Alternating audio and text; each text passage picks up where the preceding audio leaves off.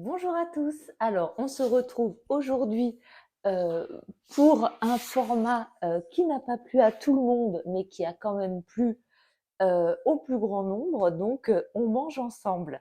Alors, qu'est-ce qu'on mange d'abord? Donc, j'ai fait un œuf d'oie cuit dans du suif et du plat de côte de bœuf haché que j'avais fait donc en conserve. Donc, ça se présente comme ça. C'est en fait, je le hache et quand je prépare mes steaks hachés, eh bien, j'en mets aussi en conserve pour l'hiver, pour la période un peu de disette, on va dire. Et bon, ça n'a pas vraiment. C'est vraiment très différent du steak haché qu'on va faire congeler et donc il y aura du beurre aussi.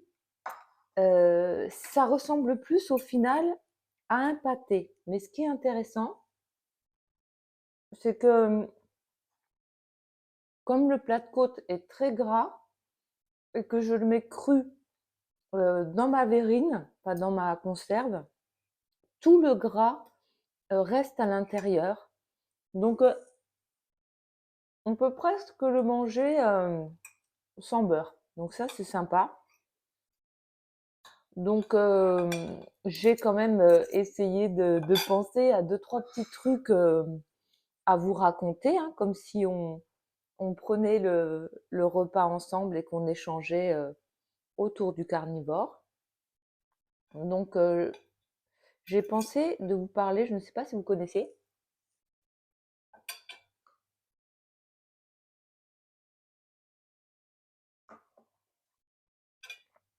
c'est la crème de Lausanne.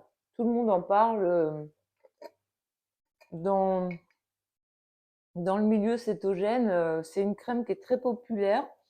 Bon, en carni, en France, il n'y a pas vraiment beaucoup de contenu, donc je ne sais pas s'il y a beaucoup de personnes qui l'utilisent. Moi, je l'ai utilisé, enfin, je l'utilise encore un petit peu. Je vais vous expliquer pourquoi. Euh, j'ai essayé, dans un premier temps, de mettre du suif, pas du suif, du saindoux sur ma peau. Mais franchement, il y avait trop d'odeur, quoi. C'était bon, moi je m'étais habituée, mais mon entourage me l'a fait remarquer. Ils m'ont dit non, mais ça le fait carrément pas. Après, pourquoi j'utilise pas beaucoup de crème, c'est que je sais pas vous, mais moi en carnivore, quand même assez haut en gras. Ma peau, elle est naturellement plus hydratée qu'avant. Donc, je mets moins de crème. Après, je ne sais pas si vous avez vu cette vidéo, mais euh, j'ai beaucoup de bénéfices pour ma santé avec le carnivore, mais j'ai toujours parfois des rougeurs sur les peaux, surtout là, à ce niveau-là. Et si j'utilise de la crème, eh bien, ces rougeurs, elles tendent à revenir. Et la crème de Lausanne, euh, ben parfois, si j'en mets plusieurs jours d'affilée, ou je sais pas, en tout cas, je sens pas, je sens des fois que ça échauffe ma peau. Donc là encore une fois, je sais pas si c'est dû au parfum. Il y a 1% de parfum citron à l'intérieur. Et moi, ça me dérange pas. Ce parfum me dérange pas du tout, mais pareil, dans mon entourage, on m'a dit que c'est un peu désagréable. Donc du coup, je les ai contactés aussi par Instagram. Et en fait, apparemment, je n'étais pas la seule. Et ils m'ont dit qu'ils avaient prévu de faire une version désodorisée. Et apparemment, elle est sortie. Mais bon, moi, j'avais acheté le gros pot de 200 millilitres.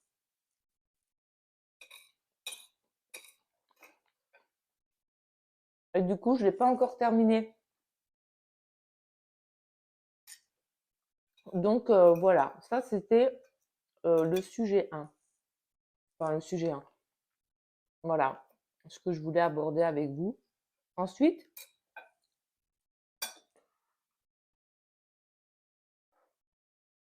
j'en ai pas encore parlé, mais en ce moment, sur le groupe Carnivore France, il y a eu une vidéo qui a circulé sur les besoins de se complémenter en iode. Donc, moi, j'avais envie de faire un peu une vidéo sur les compléments alimentaires, mais comme ça va être très court, je me suis dit qu'on pouvait en parler ici. Moi, qu'est-ce que je prends comme complément alimentaire en carnivore? Bon, bah, bien sûr, je prends de la vitamine D en gouttes. J'en prends tous les jours, 5000 UI environ. Parfois, l'été, je saute un jour ou deux comme ça, mais j'en prends quand même régulièrement, même l'été. L'année dernière, j'ai fait une analyse de sang en septembre 2023 et, euh, et j'ai demandé à doser ma vitamine D et elle était dans la limite acceptable mais basse. Donc c'est pour ça que je continue quand même à me complémenter toute l'année. Ensuite, j'ai déjà parlé du magnésium dans des interviews que j'ai pu faire, une avec Raphaël. Je pourrais vous mettre le lien en barre de description si ça vous intéresse. Il a une chaîne en carnivore qui vient de commencer. Il est sympa, il fait partie du groupe Carnivore France aussi, Facebook. Et c'est vrai que le magnésium, je me complémente, mais à l'occasion, je vais acheter un flacon avec tant de gélules et puis je vais les prendre. Et puis après, je me complémente pas en continu. Et du coup, il y a eu cette question sur le groupe de l'iode. Donc, j'ai échangé avec quelques membres du groupe. Euh, j'ai posé aussi la question par Instagram à Salomé, qui m'a dit qu'effectivement, elle aussi, elle conseillait de se complémenter en vitamine, pas en vitamine D, en iode. Donc du coup, ben, j'y songe. Alors dites-moi en commentaire hein, si vous vous complémentez ou pas. Ben, ça serait apparemment comme la vitamine D. On serait tous plus ou moins carencés et même avec un apport de coquillages, d'huîtres, etc., ce serait pas suffisant. Donc voilà. Donc autre sujet, pas vraiment un complément, mais j'avais envie d'en reparler parce que j'ai eu beaucoup de questions, beaucoup de retours sur le sel. Donc moi, c'est vrai que ça a été un levier pour moi pour la rétention d'eau, pour perdre ma rétention d'eau, etc. Et mais par contre, à chaque fois, c'est ce que j'ai dit, c'était mon retour d'expérience. Et j'ai eu en commentaire des personnes qui m'ont dit que elles avaient pris 12-15 grammes de sel et qu'elles avaient de l'œdème aux jambes, une soif intense et tout ça. Alors évidemment, si vous ressentez un symptôme comme ça, mais arrêtez tout de suite, quoi, changez de stratégie. Vous avez sans doute suffisamment de sel. Mm. Moi, c'est simple. Pour l'instant, je continue sur la dose de 12-15 grammes parce que, par exemple, si un matin j'oublie, eh bien, et que par exemple, bah, je vais aller nager, j'ai oublié de prendre mon sel le matin, je vais tout de suite sentir que j'ai des crampes dans les jambes. Euh, donc, pour moi, c'est le signe que j'en ai encore besoin. Après, je ne sais pas si dans le temps, cette consommation, elle peut peut-être évoluer, peut-être à la baisse, je n'en sais rien.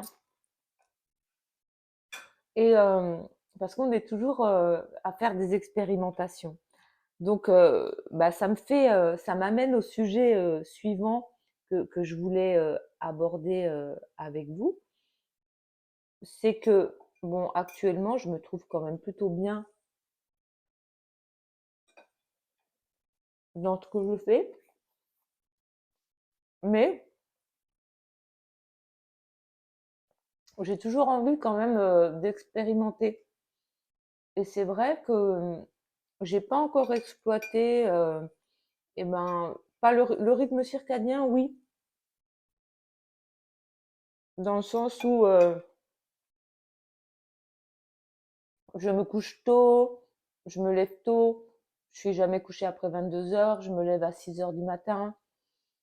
D'ailleurs, si Jean-Christophe passe par là, je vais rarement au Zoom du groupe carnivore parce que pour moi, c'est trop tard. Et quand j'y vais, même si j'y vais au début, je suis quand même tentée de rester un peu.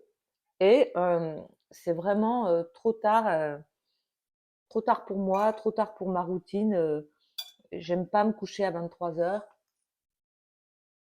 Surtout après un Zoom, après avoir échangé, il y a encore une certaine forme d'excitation, je trouve. Et bon, voilà. Après, j'attends aussi mes clips à mettre sur mes lunettes anti-lumière bleue parce que j'ai jamais vraiment exploité ce levier-là non plus. Et c'est vrai que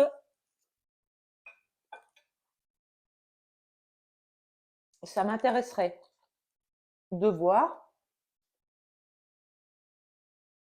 si diminuer l'exposition aux lumières pouvait améliorer certaines choses parce que j'ai fait une vidéo, je ne sais pas si vous l'avez vue, sur le poids d'équilibre où j'expliquais que depuis 2 ans environ, mon poids il est assez stable entre 66, 68, 65, 68, on va dire quelque chose comme ça. Et un petit peu indépendamment de ce que je peux faire sur le plan alimentaire. Un peu plus de protéines, un peu moins de protéines. Ça change pas trop la donne. Et si vous avez vu cette vidéo, je vous explique dans cette vidéo que ben voilà, j'ai accueilli ce poids de forme, ce poids d'équilibre, vers lequel de toute façon le corps tend naturellement à revenir. Et on maintient ainsi ce poids facilement sur la durée. Donc pourquoi s'embêter, pourquoi batailler? Bon, je vais en reprendre un petit peu. Et mais évidemment, quand on a eu des troubles du comportement alimentaire, de l'hyperphagie, le poids qui a fait le yo-yo, si on me disait d'un coup de baguette magique que je pouvais me libérer de 3 kilos et que ça serait super et que ça serait facile à tenir, eh ben, je dirais oui tout de suite. Donc du coup, je me dis que je pourrais peut-être documenter, explorer. Pour moi, bien sûr, eh ben, la diminution de l'exposition aux lumières bleues, peut-être enfin, le stress, éventuellement avec de nouveaux compléments alimentaires, parce que l'iode, apparemment, ça serait vraiment régulateur de beaucoup de choses. Voilà, tout ça pour dire qu'il y a sans doute encore beaucoup de choses inexplorées et à explorer. Donc, bah, je vous le ferai savoir en vidéo si je tente des choses. J'essaierai de le documenter pour vous faire des retours, pour voir si ça a marché pour moi. Pour l'instant, j'avoue que je reste un petit peu dans, voilà, dans mon confort, dans ma routine où je suis bien. Et comme je le dis souvent, moi, ma priorité, c'est de ne pas réveiller mes compulsions. Donc, pour l'instant, je suis bien. Bon, je reprends un peu. Je sors de la piscine, je suis affamée. Donc, vous voyez, j'aurais mangé un œuf d'oie et à peu près bah, la moitié du bocal. Oui, j'ai pas envie de me mettre la pression, hein, ma priorité, c'est vraiment de ne pas réactiver mes compulsions alimentaires, mais j'ai quand même toujours envie d'expérimenter des choses. Là, j'écoutais ce matin le replay du live de Johan qui parlait du stress et de son amie, je sais plus, je sais jamais si c'est Céline ou Aline, qui est musicienne et qui est en cétogène aussi, et qui a une vie de déplacement avec ben, beaucoup de changements dans ses routines. Des fois, son sommeil est moins bon, elle peut pas faire autant de balades qu'elle pourrait pour faire tomber son stress, elle peut pas manger comme elle veut, donc ses niveaux cétaux sont moins bons. Enfin, voilà, c'était très intéressant. Donc, je me rends compte que j'ai encore vraiment beaucoup de pistes à explorer que je n'ai pas explorées. J'ai surtout personnellement exploré celle de l'alimentation. Bon, je vais finir mon assiette, hein. Après ça, je vais pas m'en servir. J'ai assez. Pour conclure, ben, je me suis régalée avec cette assiette, même si en ce moment, ben, je ne choisis pas ce que je mange vraiment parce que, comme j'ai déjà dit plusieurs fois, c'est vraiment un peu tendu financièrement. Donc du coup, je mange mes conserves et tout. Et ça, c'est aussi un effet positif du carnivore, c'est que avant, j'aurais été très frustrée de ne pas pouvoir manger ce que j'aurais voulu, ou j'aurais pu très bien faire une crise d'hyperphagie parce que dans mon placard, il y avait que, je sais pas moi, des petits pois et que j'avais envie, je sais pas, de chou-fleur, je dis n'importe quoi. Et j'aurais mangé mes petits pois, j'aurais été frustrée, et j'aurais été m'acheter des trucs et faire peut-être une hyperphagie, voilà, sur le coup de l'émotion. Enfin, tout était sujet à me faire vriller, on va dire. Alors que là, aujourd'hui, euh, bah là, si j'avais pu choisir, j'aurais sans doute pas du tout opté pour ce menu. J'aurais sans doute dit, Hmm, je serais allée m'acheter une entrecôte ou quelque chose de, voilà, qui me faisait plus envie sur le moment. Mais en fait, il n'y en avait pas. Et avec ce que j'ai mangé, je me suis régalée. Et voilà, là, ce que je regrette juste, pour finir, c'est de ne pas intégrer suffisamment d'abats. Donc là, je vais essayer les prochains jours de rajouter de la cervelle ou du foie, parce que aussi j'en ai envie. Donc, dites-moi en retour de commentaires si vous avez des sujets que vous avez envie que j'aborde. N'hésitez pas à me poser vos questions, j'y répondrai toujours avec plaisir. Et je vous dis à très bientôt dans une prochaine vidéo.